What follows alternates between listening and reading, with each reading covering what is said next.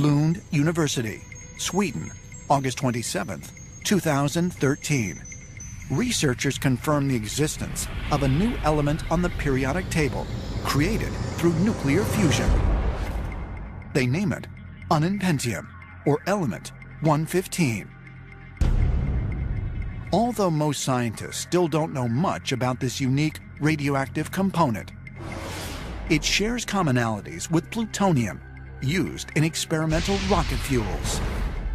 Element 115 has its own lore in UFO history. So this was said to be an element described by a gentleman named Bob Lazar, who claimed to have worked just south of Area 51 on an ET flying saucer. The government is holding 9 alien spacecraft that are propelled by a modified gravity generator.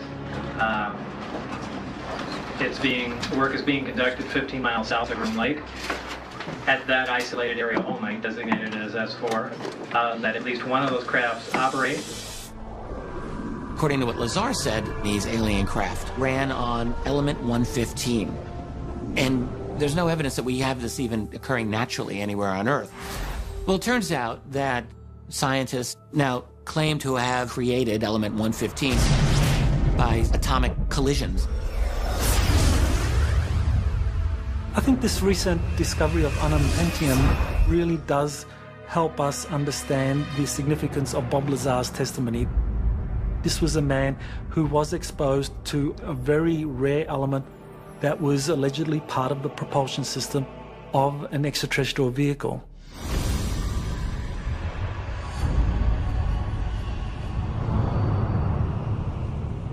On December 23, 2015, yet another groundbreaking material makes headlines. Scientists working at the University of California announced the creation of a new metal that is strong and lightweight, but also flexible and resistant to extremely high temperatures. What's really exciting about this material is you don't lose a lot of its flexibility, what we call its plastic-like properties. A lot of metals, when you make them strong, become very brittle. So this material has a large number of applications, whether it be a car, an airplane, or a spaceship. While this miracle metal is unlike any alloy developed before, some believe its description is actually familiar, and that it may be a match to the strange material allegedly retrieved by Major Jesse Marcel from the infamous Roswell crash. Most of the stuff at Roswell was extraordinarily lightweight, very thin foil-like material, very, very strong, but weighing next to nothing. That's from people who handled it. The UCLA guys are doing research, open research more or less, with the stuff from Roswell. This material is the beginning of an entirely new revolution in materials science, where we are now going to be able to engineer materials at the molecular level.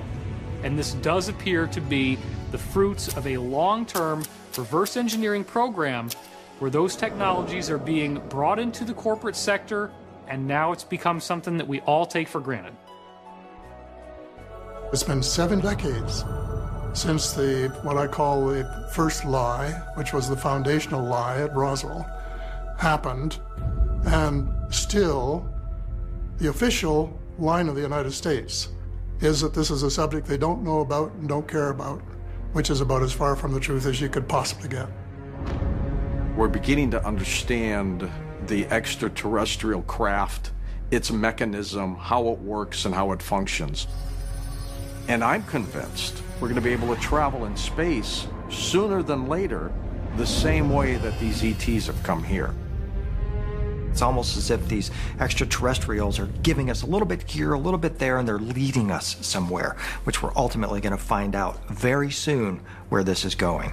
Is it possible modern-day scientists are finally decoding the puzzle of the advanced technological debris left scattered across the globe? Could it be that we have finally reached a level of technological sophistication that allows us to fully understand extraterrestrial technology?